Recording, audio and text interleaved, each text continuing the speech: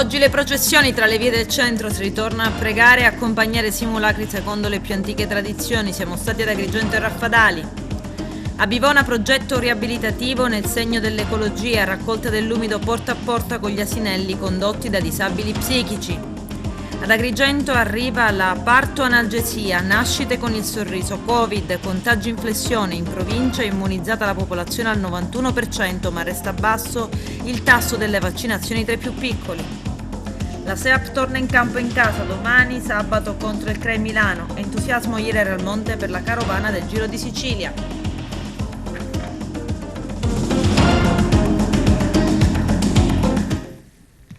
Bentrovati gentili telespettatori al nostro appuntamento con l'informazione. In apertura i riti del Triduo Pasquale. Oggi la suggestiva processione ad Agrigento per le vie della città. Al mattino i simulacri del Cristo che porta la croce e con la Madonna. Al seguito il nostro direttore Arturo Cantella. Dopo la pausa del Covid riprendono le attività religiose in occasione della Santa Pasqua. Stamani momento clou con l'incontro tra Gesù e la Madonna avvenuto in piazza Municipio, che ha visto una folla di gente credente assistere alla cerimonia. Da un lato la statua di Cristo che scendeva da via Bac con a seguito i suoi fedeli, dall'altro quelli della Madonna provenienti dal santuario dell'Addolorata. Quindi la riflessione di Don Lirro Argento dalla parte della chiesa di San Domenico vicino al Municipio a invitare i fedeli alla preghiera in un momento così difficile, diviso ancora tra la pandemia da un lato e della guerra in Ucraina dall'altro. I riti religiosi continueranno con la crocifissione del Cristo sul sagrato della cattedrale, quindi alle ore 17 l'azione liturgica e alle 20 l'inizio della processione con il Cristo e l'Addolorata dietro, partenza dalla cattedrale, seguendo il percorso di via Duomo, Plebis Rea, via Gioieni, piazza Vittorio Emanuele, Porta di Ponte, via Atenea, piazza Pirandello. Quindi l'intervento dell'arcivescovo di Agrigento, Monsignor Alessandro Damiano. Ringraziamo il Signore e naturalmente anche la Vergine Maria Madre Addolorata che quest'anno, venerdì santo 2022, questa processione tanto cara al popolo agrigentino si sta facendo. Stiamo cercando di essere molto prudenti nel fare il tragitto e comunque vedo che la gente corrisponde a questo momento prezioso della nostra fede che si manifesta attraverso la pietà popolare, questa attenzione in questo momento verso la Madre Addolorata, ma tra poco insieme a Gesù appassionato e poi e con tutto il popolo, le confraternite seguiranno insieme i simulacri di Gesù e di Maria Addolorata.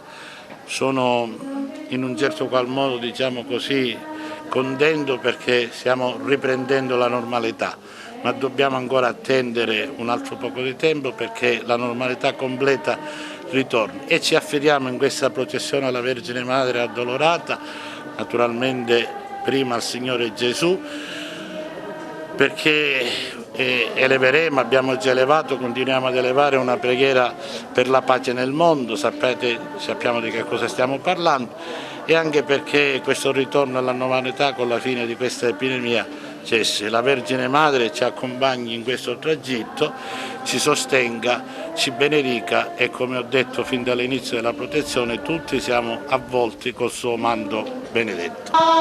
È un momento significativo in questo momento delicato nella quale tutto il mondo anela la pace, nell'incontro tra la Addolorata e il Redentore vogliamo vedere quell'incontro nella ricerca della risoluzione di tanti piccoli conflitti e grandi conflitti che ci sono nel mondo e in maniera particolare un pensiero a quelle donne, a quelle madri, a quelle figlie che in questo momento nei paesi, in Ucraina in maniera particolare, sono vittime di soprusi, vittime di attacchi. Ecco, fissare lo sguardo sull'Addolorata significa maturare in noi non solo sentimenti di compassione, ma già volontà di risolvere nel nostro piccolo, dentro le nostre coscienze, nelle nostre case, nella nostra città, tutti quei piccoli conflitti, ecco, che nascono per poter fare generare veramente la pace.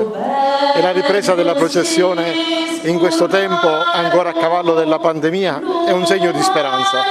riportare le statue e i simulacri al centro della città significa rivolgere lo sguardo alla speranza della risurrezione, che sia veramente un percorso di rinascita, non solo per i conflitti mondiali che ci sono in corso, ma anche per la nostra città, che ha bisogno di tanta ripresa, non solo economica ma anche sociale. Signora, si ritorna di nuovo dopo il Covid, una sua sensazione di questo momento particolarmente religioso? Andiamo, signoruzzo, ma non c'è che ne va aiutare di dare la salute pure in questo tempo. Sono commossa, perché dopo tanti anni finalmente vedo questa bella cerimonia. Grazie.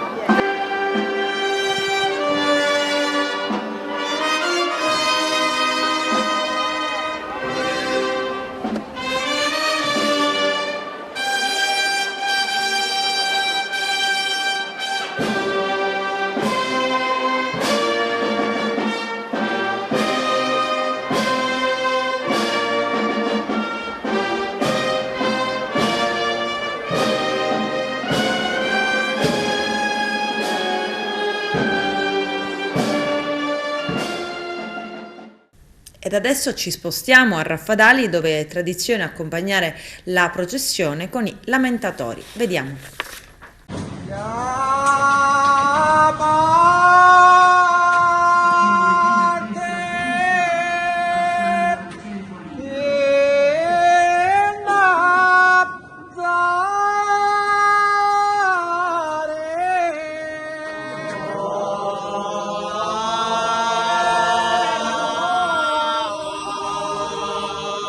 È un'emozione fare la Cunnuta. Quanti anni è che non la fa? Quasi 3 anni.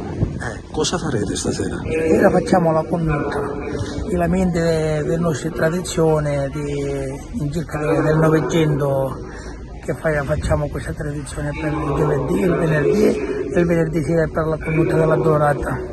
Che tipi di lamenti farete? Allora, questi sono canti arabi, e c'è la Salve Regina, che viene cantata la Salve Regina, e questi sono dei canti di pianto che la madre piange il Cristo morto al Calvario.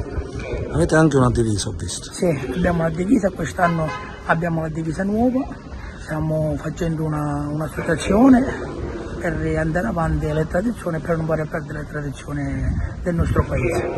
Ho visto anche dei ragazzi, dei bambini. Sì, ci sono quest'anno dei bambini che si vogliono impegnare pure a portare avanti delle tradizioni e siamo avanti così. È una tradizione che si rimanda dai padri, dai genitori, dai genitori, dai nonni, dai bisnonni e tante altre persone. Lei quando ha iniziato? Ho iniziato io quando ero bambino, 10 anni, e quindi ora ne ho 30, si può dire tanto tempo che sono con questo gruppo di lamentatori. È un messaggio anche di augurio di pace, di speranza per le tante persone che...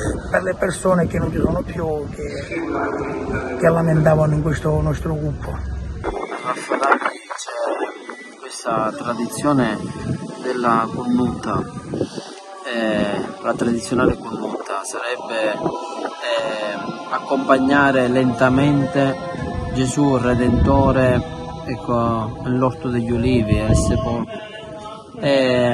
Proprio questa, in siciliano Cunnucide, proprio l'ho voluto dire appositamente, e quindi è una processione lentissima, anche se il transito è brevissimo, però è molto lento e quindi ci vuole tempo, ed è una accompagnare con lamenti, con preghiere, canti, Gesù nell'orto degli ulivi che si prepara ad affrontare poi la sofferenza, la passione e quindi la morte. Nella giornata di venerdì invece cosa succederà? Nella giornata di venerdì, domani mattina, ci sarà la Via Crucis per le vie del paese, poi a mezzogiorno il tradizionale incontro in una delle piazze importanti di Raffadali tra il Redentore e l'Addolorata, poi si continua la Via Crucis verso il Calvario, la crocifissione, e poi nel pomeriggio ci saranno tutto il pomeriggio il momento di preghiera animato dalle varie parrocchie, e poi alle 5:30 l'azione liturgica nelle varie comunità e poi la processione con l'urna la sera. Dopo l'azione liturgica si depone Gesù dalla croce e la processione con l'urna per le vie del paese, si ritorna in chiesa madre per concludere appunto questa giornata. Diciamo si ritorna alla normalità. Sì, cerchiamo di tornare alla normalità. I nostri vescovi hanno dato l'ok subito dopo che il governo ha tolto lo stato di emergenza, hanno dato l'ok per le processioni, chiaramente con prudenza, con sana prudenza, ritorniamo a vivere le nostre tradizioni comunque popolari. Naturalmente non solo tradizioni ma anche preghiera, fede. Certamente, perché sono momenti e giorni particolari, intensi, qui c'è la nostra fede, che la nostra fede stabilisce e si fonda sulla passione, morte e risurrezione di Gesù, quindi c'è la nostra fede, anche se ci sono queste le processioni fuori, ma la nostra fede si fonda su questo, sul mistero grande della morte di Gesù e della risurrezione. Oh Gesù,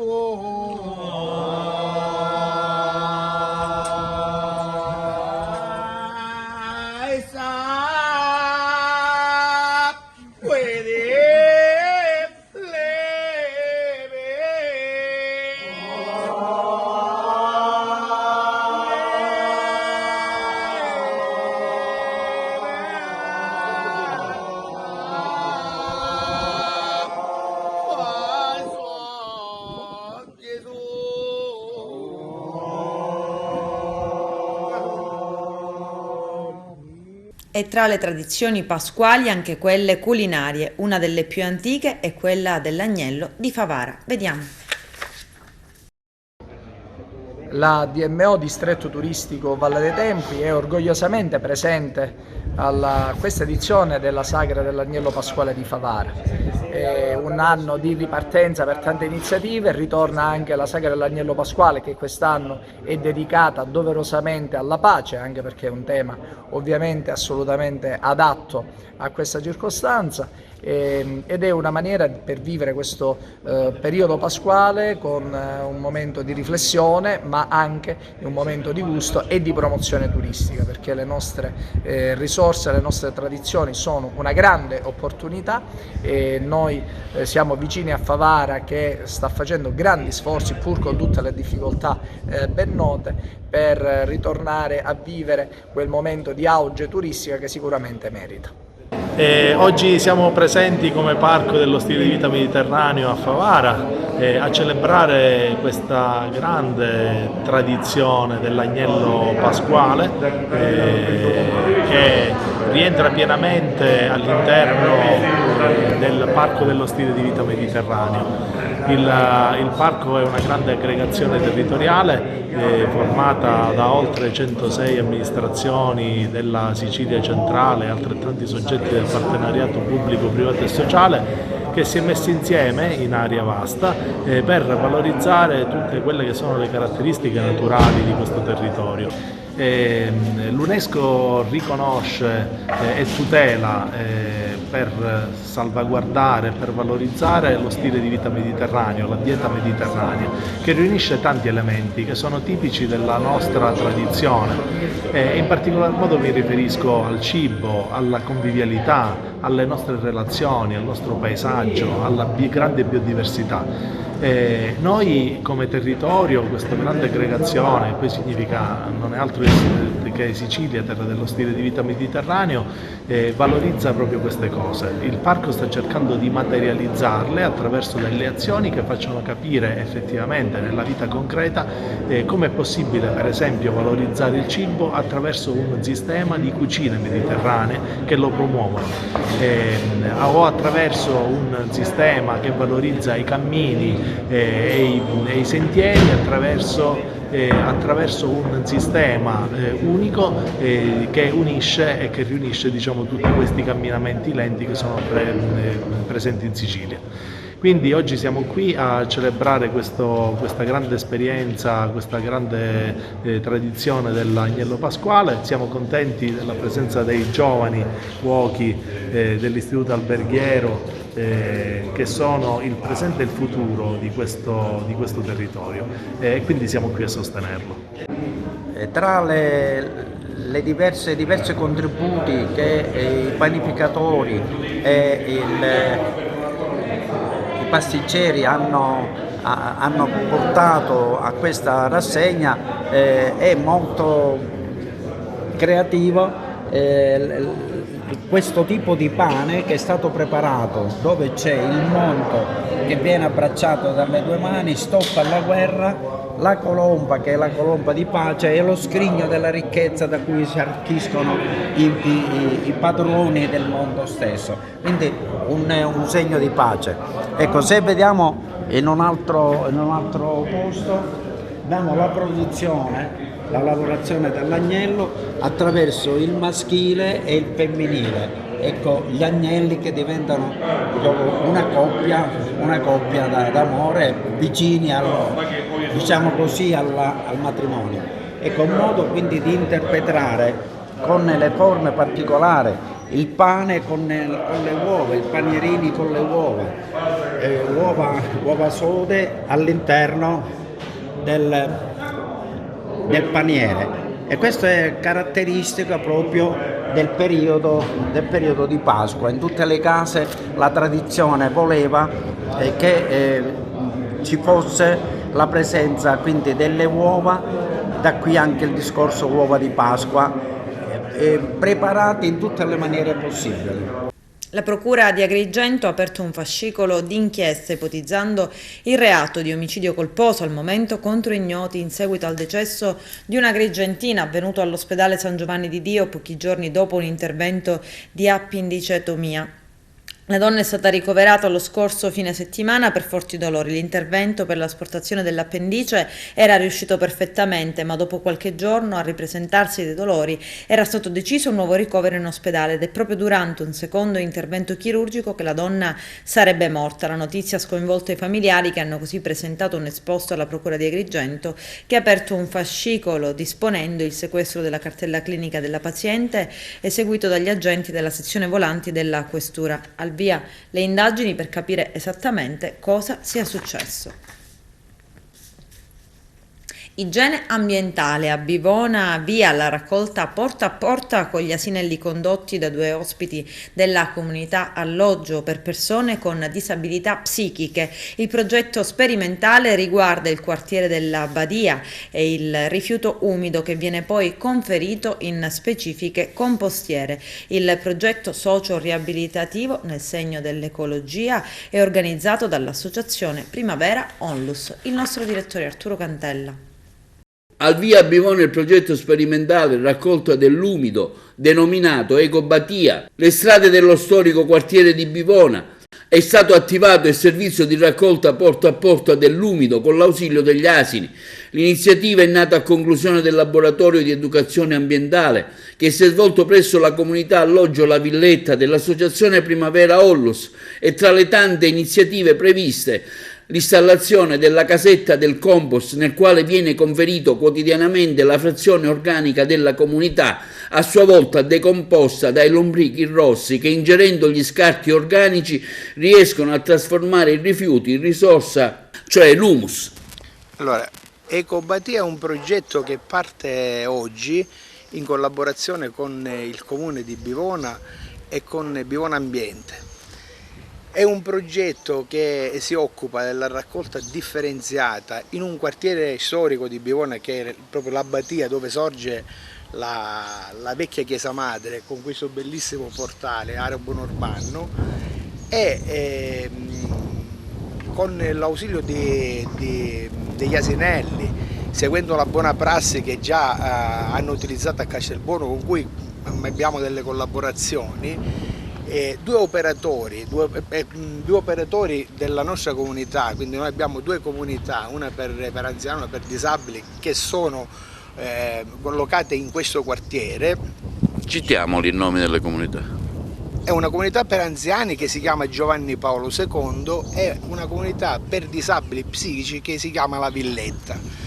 Allora, questo progetto di raccolta differenziata dell'umido nasce a termine di un laboratorio che noi abbiamo realizzato all'interno delle comunità di educazione ambientale, dove i nostri ospiti quotidianamente raccolgono la frazione umida per portarla in una casetta realizzata sempre con un altro progetto all'interno dell'associazione, una casetta del compost, dove con l'ausilio dei lombrichi rossi della California viene trasformato in humus, per cui abbiamo creato questo circolo virtuoso dove la frazione umida viene trasformata in compost che viene utilizzato per altri laboratori per fertilizzare le nostre arance e i nostri ortaggi che vengono coltivati su cassetta.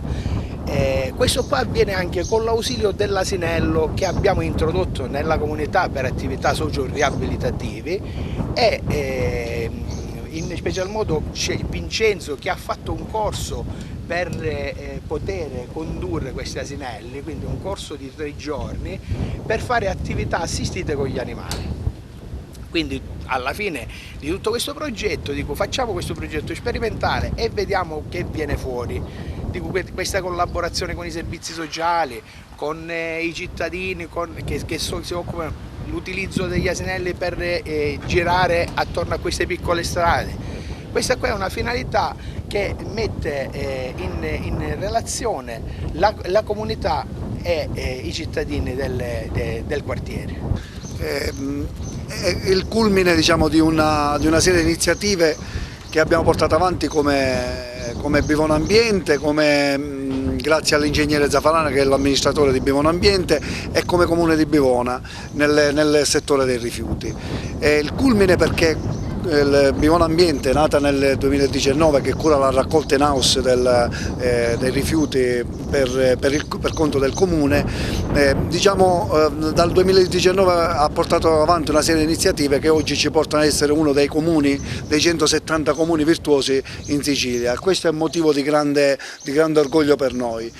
Il culmine di questo progetto, proprio perché stiamo lavorando su una serie di iniziative legate all'umido, perché è la frazione più difficoltosa sia nella raccolta che nel conferimento. Nel 2019 conferire una tonnellata di umido costava appena 40 euro, oggi siamo intorno ai 240 euro, quindi diciamo incide tantissimo sulla tariffa, incide tantissimo sui costi di raccolta, di conferimento. Questo cosa comporta? Comporta che questa tipologia di raccolta che stiamo portando avanti assieme a Primavera Onlus come iniziativa progettuale, assieme ad altre iniziative legate a Bivona Ambiente, perché sono imminente la consegna di 50 compostiere domestiche per un progetto che abbiamo avviato nel 2020 che arriva a culmine adesso, dove praticamente molti cittadini avranno la possibilità di fare compostaggio domestico presso le loro abitazioni, presso le loro sedi, grazie a questa compostiera che verrà consegnata da Bivona Ambiente e che quindi abbatterà totalmente, diciamo, il conferimento dell'umido. A sua volta i cittadini avranno un vantaggio, diciamo, di questa iniziativa, verranno sgravati per una percentuale intorno al 10% credo, ma non vorrei sbagliarmi, sulla tariffa. Quindi si chiude un cerchio interessante che ci porterà ad avere dei risultati eccezionali, ma la cosa più importante è che i cittadini verranno alleggeriti da qui a breve, verranno alleggeriti anche nella spesa, diciamo, della tariffa sui rifiuti. Al via questo interessante progetto che in un certo senso potremmo dire accomuna Bivona con Castelbuono, Sindaco? Assolutamente sì, un progetto che prende spunto dalla buona prassi di Castelbuono e che viene aggiunta di un tassello fondamentale grazie all'Associazione Primavera Onlus, che ormai da tanti anni lavora sulla disabilità e quindi mette assieme da una parte l'ambiente e da una parte anche la partecipazione di persone che hanno delle disabilità e che quindi si mettono a disposizione della comunità per il rispetto dell'ambiente, per diciamo, fare una raccolta ecologica attraverso gli asinelli. E quindi come Comune di Bivona ormai abbiamo avviato da tempo un percorso con Bivona Ambiente. Ringrazio l'ingegnere Zafarana e il vice sindaco che si sono adoperati su questo, raggiungendo anche finalmente dei buoni risultati sulla differenziata. Ormai abbiamo raggiunto il 70% di differenziata e punteremo a sgravare i nostri cittadini sempre più abbassando la tassa della Tari. Questi sono i nostri obiettivi. Abbiamo presentato anche un progetto sul CCR e ne presenteremo uno sul centro di compostaggio, perché sarebbe una buona cosa andare a fare un centro di compostaggio e quindi abbattere totalmente i costi del conferimento dell'umido. Questi sono gli obiettivi, assieme ad una pulizia del paese. Ringrazio i cittadini che vanno acquisendo sempre più senso civico nella nostra comunità, che diventa sempre più pulita, perché vogliamo lanciare questa comunità, questo territorio, attraverso i progetti anche della SNAI, per cercare di far arrivare più gente possibile, essendo un territorio che ha grande, diciamo, potenzialità dal punto di vista paesaggistico e ambientale. Quindi questi sono i nostri obiettivi, gran parte li abbiamo raggiunti, ma tanto ancora c'è da fare. Io mi chiamo Bongiovanni Vincenzo, sono di Cammarata, avevo 15 anni che sono qua e voglio dire una cosa. Prego. Che è scecco per custodia, però di buona condotta passa, tutto qua. Questo progetto di educazione ambientale si inserisce in una vasta gamma di attività che svolgiamo all'interno della comunità, le quali hanno come finalità la riabilitazione sociale dei ragazzi. Questa è una struttura residenziale che ospita 10 giovani adulti con difficoltà psichiatriche. Vivono quindi qua 24 ore su 24, per cui grazie all'equipe degli educatori e degli operatori presenti giornalmente scandiamo le nostre giornate, la mattina prevalentemente con attività legate alla loro autonomia e il pomeriggio con attività prevalentemente di tipo occupazionale. Una delle quali appunto è stato il progetto di educazione ambientale, che ormai dura da quasi un anno e oggi trova il culmine con l'inizio della raccolta nel quartiere L'Abbatia. Come dicevo poco fa, uno dei progetti, un altro che ci tiene impegnato, insomma, per buona parte dell'anno è quello dell'orto orizzontale in cassetta. Grazie al laboratorio di falegnameria abbiamo realizzato queste strutture in modo tale che siano accessibili anche con carrozzina e si possa lavorare in una posizione comoda e senza barriere. Una prerogativa nostra è appunto non porci dei limiti, lavoriamo anche in tal senso. Poi ci programmiamo delle uscite con cadenza periodica, sempre con i ragazzi, anche se a causa del Covid abbiamo dovuto passare molto tempo all'interno della comunità e poi insomma stagionalmente o anche in virtù delle ricorrenze che arrivano attiviamo dei laboratori. Adesso è in attivo il laboratorio di Pasqua, i ragazzi hanno realizzato le classiche pecorelle con pasta di mandorle, lavoriamo anche a progetti molto più ampi, quindi ci poniamo degli obiettivi a lungo termine, anche a 6 mesi. Non siamo diciamo nuovi a realizzare dei prodotti di una certa importanza. I ragazzi sono stati protagonisti nonché vincitori ad esempio di un festival a carattere regionale, Menti in Corto, classificandosi al secondo posto, nonché realizzato delle vere e proprie produzioni teatrali e musicali che hanno avuto una grande eco non solo locale ma anche nei paesi limitrofi. Attualmente è attivo il laboratorio di musicoterapia e produrremo per l'estate uno spettacolo, insomma. Io faccio parte di questa comunità da molti anni.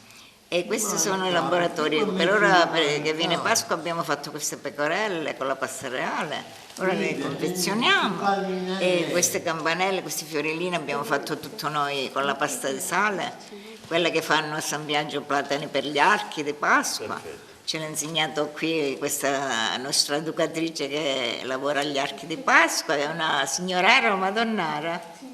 Signorara. Ci sono signorare e madonnara, non vorrei farmi la nemica. La musicoterapia praticamente si avvicina un po' agli asinelli, no? Di portare l'uomo più vicino alla bestia. Ora ci fa ascoltare anche un brano. Sì, la Reginella Campagnana.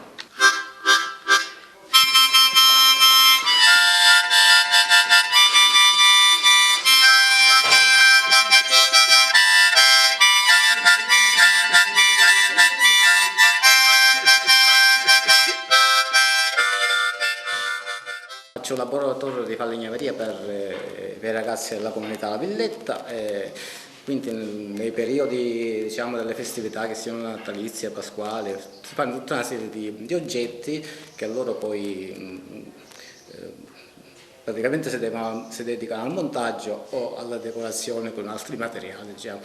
E poi tutto quello che concerne la struttura, come vede qua tutto questo arredamento. Si porta avanti questa bellissima iniziativa.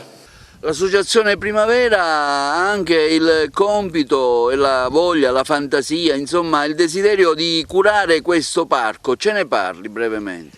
Questo è il Parco Artistico della Pace, si trova a Bivona ed è nato dalla sinergia tra l'associazione Primavera, il comune, la forestale, tante associazioni e soprattutto gli artisti, in primis gli artisti locali. Io sono uno degli artisti, sono Domenico Cocchiara e sono stato il primo a realizzare opere, come potete vedere qui dietro di me ce n'è alcune, sono realizzate nello spirito della land art, l'arte che si amalgama con il territorio e quindi qui in particolare con l'ambiente naturale meraviglioso perché c'è questo parco. Poi man mano abbiamo invitato altri artisti che hanno accolto sempre in maniera spontanea, perché qui è proprio una sinergia anche spontanea tra le parti, e hanno realizzato altre opere, l'artista e poeta Angelo Giampartino, e poi dei murales realizzati da Raffaele Parisi, Vittorio Antonino Pio, Franco Facella, e un altro murales che ho realizzato io, Ernesto Lepre. Tutte queste opere sono visitabili gratuitamente, qui già è un luogo di attrazione turistica, vengono tanti turisti, abbiamo avuto il piacere di avere motociclisti venuti da tutta la Sicilia e ogni giorno si arricchisce sempre di più. L'ultima realizzazione sono le descrizioni verticali delle opere che sono state realizzate sempre nello spirito di coinvolgere tutti e di creare un luogo di comunità dai ragazzi del liceo, il liceo locale, il liceo Pirandello, realizzare questi meravigliosi pannelli che oggi sono fruibili e domani questo luogo diventa anche un luogo importante da un punto di vista religioso, perché per la prima volta da quando è iniziato questo purtroppo maledetto virus finalmente riavremo una processione molto importante e sentita nel paese, che è la processione del Venerdì Santo, perché il parco si sviluppa intorno al Golgota, che è la croce dove per tradizione mettiamo Gesù. Ci troviamo qua davanti a un'opera artistica che brevemente ce la sintetizza. Quest'opera è il Cerchio del Sole. e l'idea è che quando ritornano i bivonesi che abitano fuori a Bivona, qua dentro si portano l'ultimo sole d'estate, perché durante l'estate il sole tramonta dentro il cerchio, quindi si fanno un selfie di quest'ultimo giorno che passano a Bivona. Rapina a mano armata ieri mattina, proprio nel momento in cui stava passando la carovana del Giro di Sicilia, all'ufficio postale nel quartiere di Borgalino a Canicattì. Un malvivente armato di pistole e con volto travisato ha fatto irruzione alla posta minacciando l'impiegato. Quest'ultimo, dopo aver consegnato 400 euro custoditi nella cassetta di sicurezza, ha avuto la prontezza di allontanarsi e allertare le forze dell'ordine. Il rapinatore è così scappato con il bottino. Sul posto i carabinieri della locale compagnia che hanno avviato le indagini partendo dal visionare le telecamere di sicurezza. Adesso c'è la pubblicità, a tra poco, vi aspetto. Covid, in provincia immunizzata oltre il 91% della popolazione, i vaccini vanno male tra i più piccoli. Il direttore dell'ASP Mario Zappia traccia il consueto report settimanale. I contagi iniziano a flettere come già accaduto lo scorso anno. Vediamo. E allora, la settimana santa, siamo al giovedì 14 aprile, 14 giorni alla fine dell'emergenza. Allora volevo velocemente fare un bilancio assieme a voi dell'andamento della nostra provincia per vedere un po' il comportamento e farvi riflettere su quello che è successo nell'arco della nostra attività per il Covid.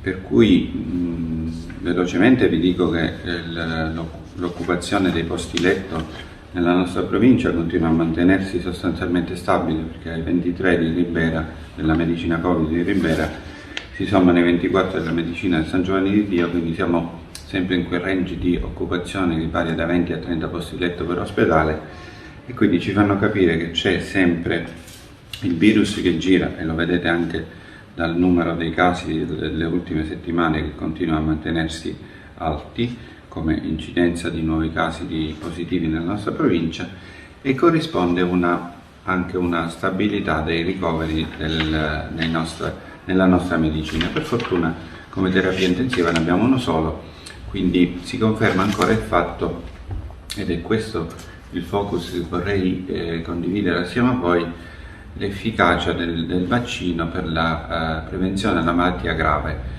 perché ovviamente questi casi della medicina non passano in terapia intensiva non abbiamo ricoveri, se non casi singoli o comunque sporadici, quindi si conferma ancora di più l'andamento che la vaccinazione è un rimedio fondamentale nella nostra battaglia alla malattia. Vorrei anche farvi vedere come è andato l'andamento vaccinale del 2022 e vi accorgerete dal grafico che noi possiamo farvi vedere per comodità l'andamento settimanale del grafico, come ai numeri altissimi che si avevano nei mesi di gennaio e febbraio, poi stiamo arrivando ai 1000 l'attuale settimana, mentre ricordate che ne facevamo 5.000 a settimana, 5.000 al giorno nei nostri hub. Questo ha comportato la rimodulazione che voi sapete. Non abbiamo ridotto punti vaccinali, ma abbiamo solamente dismesso gli hub perché essendo finita l'emergenza la protezione civile ha lasciato tutto in mano a noi, ma siamo pronti per eventualmente riaprire tutto quello che serve, nella speranza che questo non serva. Però alla fine del nostro incontro di oggi vi dirò un po' qual è la previsione, ma non una previsione in base alle sensazioni personali, ma una previsione dovuta all'analisi dei dati che sono alla nostra evidenza. Vorrei però aprire una parentesi per darvi uno spaccato di quello che sono gli immunizzati nella nostra provincia. Spicca oggettivamente un 99,05% degli over 60 della nostra provincia, cioè abbiamo vaccinato quasi tutti, e quindi siete stati bravi voi cittadini, sono stati bravi i vostri medici di medicina generale e i nostri operatori sanitari, perché si è raggiunto un risultato veramente importante. A fronte di questo specularmente è triste vedere come il 34,11% sono gli immunizzati dai 5 agli 11 anni.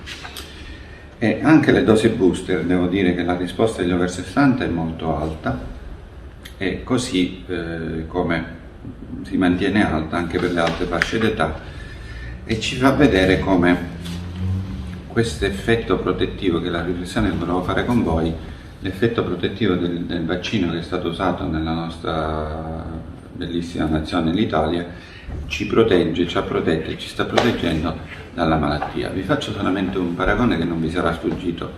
Quello che sta succedendo nella Cina, organizzatissima, anche perché diciamo che come democrazia la Cina non brilla in questo momento a livello internazionale, quindi quando c'è lockdown non si esce, perché chi esce va anche in galera, e quindi rispettano le regole perché non c'è l'opzione B, quella di non rispettarle. Ebbene, anche la Cina, che ha avuto questa gestione, diciamo, poco democratica, quindi abbastanza determinata, qualcuno sostiene anche dittatoriale, anche nell'emergenza sanitaria, che ha permesso di fare lockdown totali, ha in questo momento decine di milioni di cinesi che si sono dovuti richiudere nonostante avessero fatto il vaccino con le modalità che abbiamo detto prima, quindi in maniera perentoria per tutti.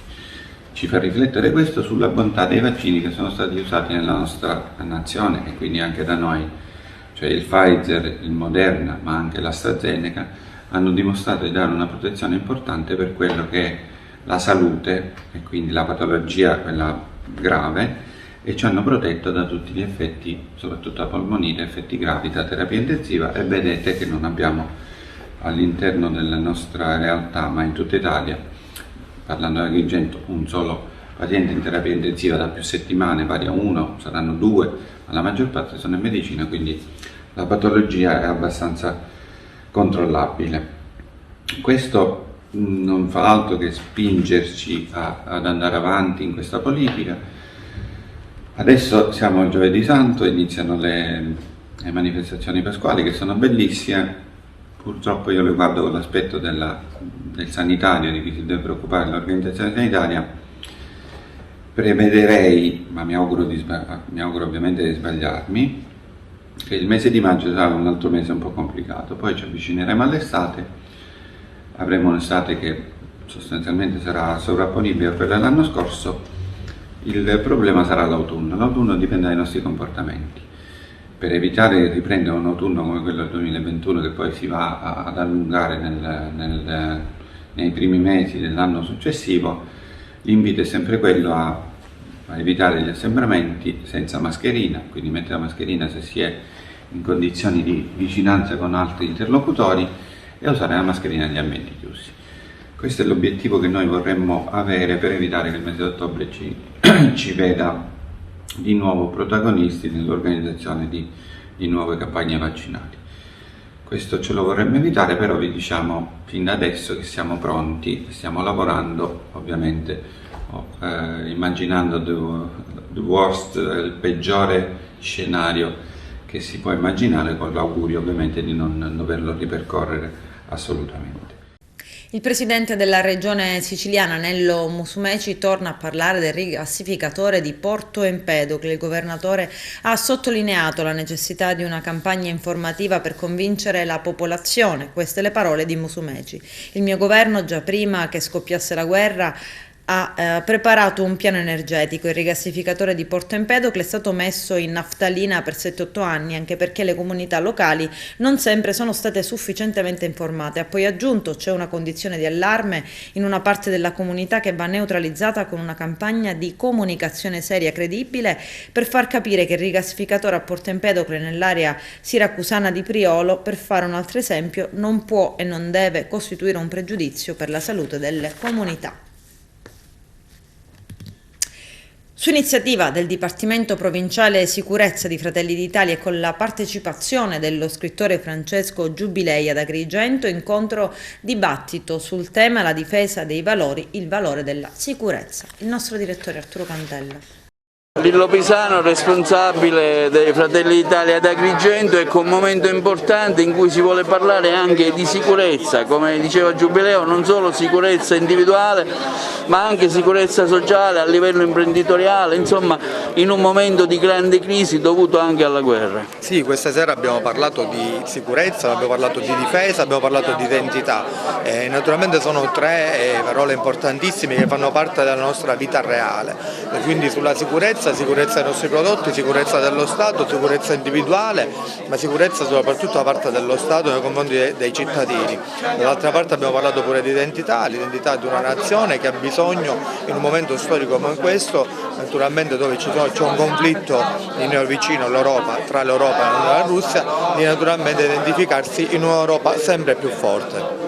Ecco, lei citava anche dei casi reali accaduti qui ad Agrigento e non solo, ma anche nella nostra provincia. Sì, noi condanniamo naturalmente tutto quello che è successo in questi giorni, ha perso la vita un ragazzo, naturalmente da una rissa tra extracomunitari, penso che in città c'è bisogno di più sicurezza, naturalmente c'è una piazza di spaccio che va eliminata, ma bisogna dare anche forza alle forze dell'ordine che giornalmente combattono questi fenomeni. Lei nel suo intervento criticava fortemente anche l'operato del Ministro Lamorgese. Sì, davanti agli occhi di tutti, naturalmente il Ministro Lamorgese sul fattore dell'immigrazione. Noi viviamo in una terra di confine, una terra di ingresso da parte del Nord Africa e naturalmente abbiamo un'immigrazione incontrollata che speriamo che tra da una parte del Nord Africa e purtroppo da un'altra parte che arriverà un'immigrazione anche da parte dell'est europeo, bisogna naturalmente cominciare a delineare delle regole ben precise. Un incontro oggi per parlare di sicurezza all'interno di Fratelli d'Italia, un'iniziativa che lei come responsabile del settore ha voluto fare. Sì, è un'iniziativa con la quale noi lanciamo come un tema importante di attualità, della nostra attualità nel nostro territorio, il problema della sicurezza. Oggi il problema della sicurezza è un problema avvertito dalle famiglie perché riguarda appunto un diritto inviolabile che è quello dell'integrità della persona umana.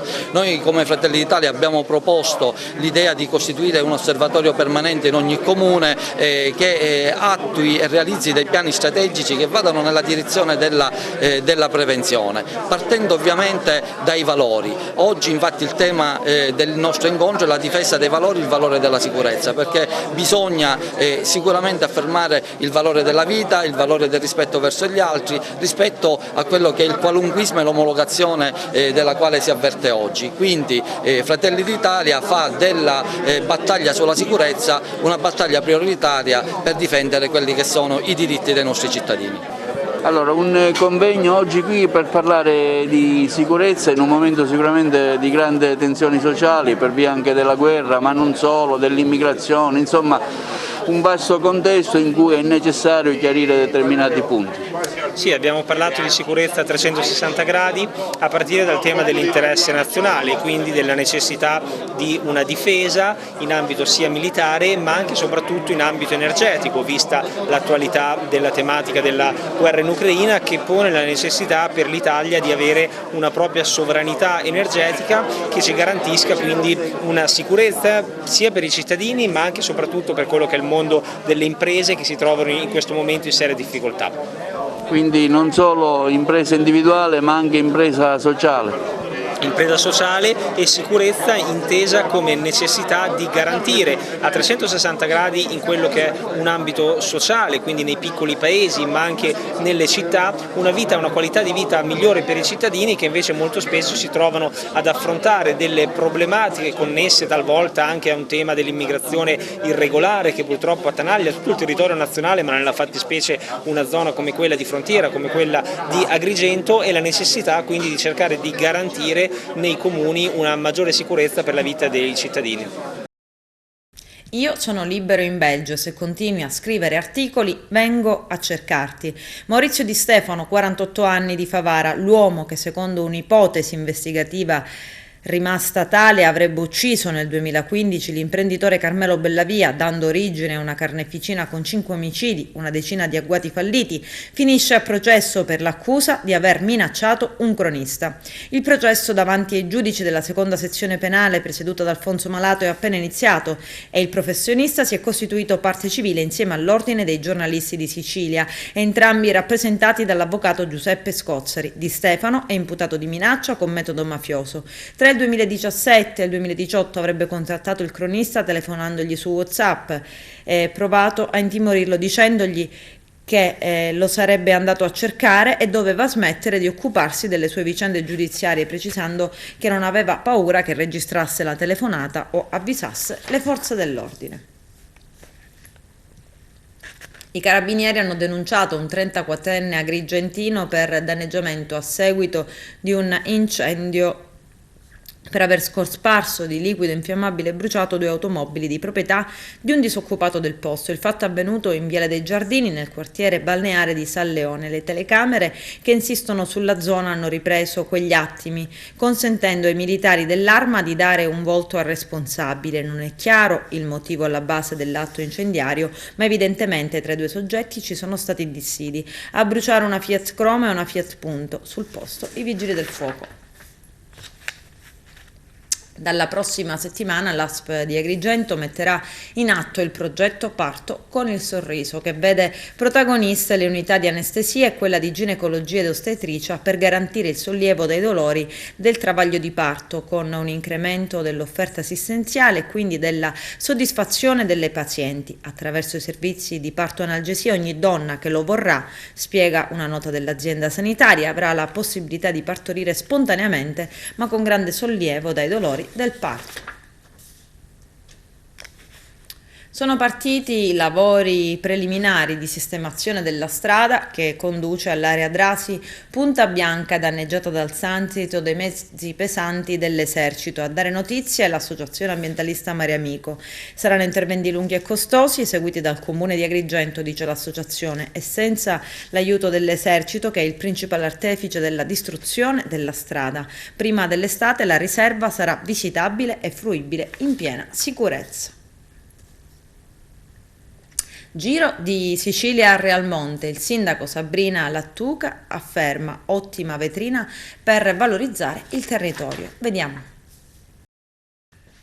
Positivo il riscontro che ha avuto nel territorio agrigentino delle 2 tappe che hanno visto protagonisti il comune di Palma di Montechiaro e quello di Realmonte, con la seconda tappa andata da Palma di Montechiaro a Caltanissetta, l'altra quella fatta da Realmonte a Piazza Armerina, che ha toccato numerosi comuni della nostra provincia come Porto Empedocle, Naro, Canicattì. Un percorso di 171 km fatti che non sono stati particolarmente difficili, anche se i continui saliscendi hanno visto una certa dose di imprevedibilità. È stato il 19enne Miarovic che ha tagliato il traguardo della terza tappa della gara ciclistica giunta nella città dei mosaici, appunto Piazza Armerina. Si riparte quindi da Ragalna per l'ultima tappa del giro che salirà fino all'Etna a Piano Provenzana. Soddisfatto il sindaco di Realmonte, Sabrina Lattuca, per l'interessamento avuto dal presidente della regione Musumeci, che ha voluto il suo comune protagonista del Giro di Sicilia. Nella città della Scala dei Turchi, del Realmonte, io per questa manifestazione così importante per il territorio e per la Sicilia intera voglio ringraziare in primis il presidente della regione Musumeci e poi ringrazio tutti quanti, le prefetture di Agrigento, la questura, la protezione civile, la Croce Rossa, tutte le forze che sono state spiegate per la sicurezza e l'incolumità pubblica. Ringrazio inoltre l'organizzazione dell'evento ciclistico, nonché gli sponsor, la cittadinanza, la collettività intera. Fare squadra si può, lo abbiamo fatto, abbiamo anche grazie al Giro di Sicilia fatto un restyling delle strade comunali, le strade oggetto del percorso, nonché abbiamo veramente valorizzato il territorio e promosso il Realmonte nel migliore modo possibile.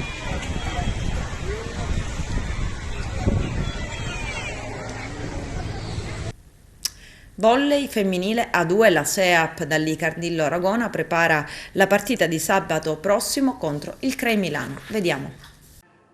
Coach Giangrossi, sabato la sfida importantissima per la classifica, per la salvezza contro il Club Italia CREI Milano. Quali potrebbero essere le difficoltà di questa partita?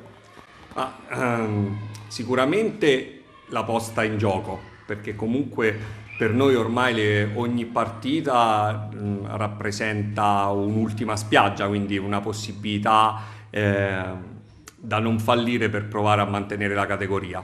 E quindi la tensione nervosa legata alla necessità di fare risultato potrebbe giocare brutti scherzi.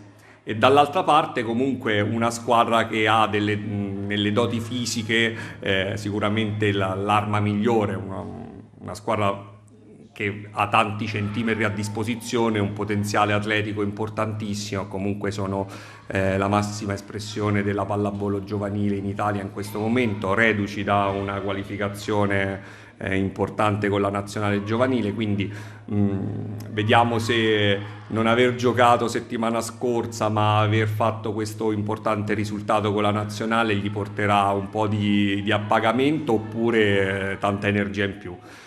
Noi speriamo che il nostro fattore campo chiaramente giochi a nostro favore e ci dia la possibilità insomma di giocare una gara importante come abbiamo fatto nell'ultima trasferta a Modica e nella precedente gara in casa contro il Vicenza. Cosa chiederai alla squadra?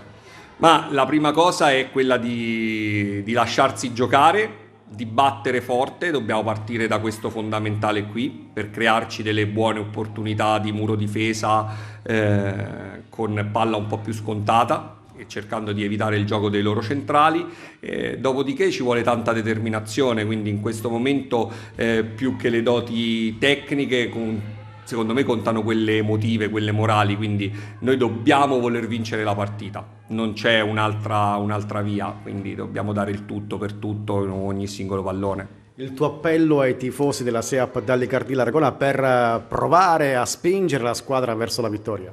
Io invito tutti quanti al palazzetto, al Palamoncata, a Porta Empedocle per questo sabato. So che è un sabato particolare, però un piccolo sacrificio per la squadra sarebbe molto molto importante. Avere anche qualche decina di tifosi in più a sostenerci ci aiuterebbe veramente tantissimo, quindi veniteci a trovare, sostenete la squadra e noi proveremo a dare il massimo. Sabato la sfida casalinga contro il Club Italia CRAI Milano, la prima di ritorno della pool salvezza, posta in palla importantissima soprattutto per la SEAP Dalli-Cardillo Aragona che deve vincere per alimentare le speranze di salvezza. Benny Cometti. Esatto, vogliamo continuare questa striscia positiva, soprattutto dopo il 3-1 con Modica. Dovremo scontrare un avversario ostico, soprattutto per la loro fisicità. Abbiamo visto nella partita di andata che ci ha dato tanto filo da torcere, ma siamo molto positive, crediamo nelle nostre capacità e vogliamo salvarci a tutti i costi. In palestra come la state preparando questa partita, come detto molto importante per la classifica della SEAP Dalli-Cardillo Aragona? Allora ci stiamo preparando bene a partire dalla sala pesi e poi anche in palestra sia a livello tecnico e tattico. Abbiamo appena finito la seduta di video e ora ci prepareremo in palestra attraverso esercizi propedeutici per appunto la partita che affronteremo sabato. Sabato che prestazione servirà?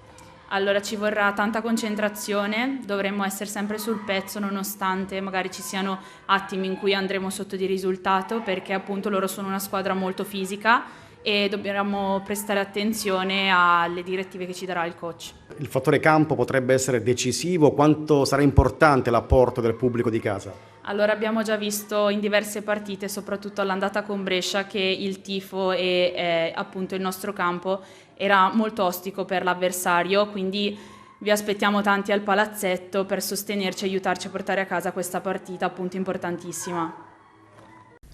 Con questo è tutto, termina qui l'edizione del telegiornale, grazie per la gentile attenzione e per essere stati con noi, a presto.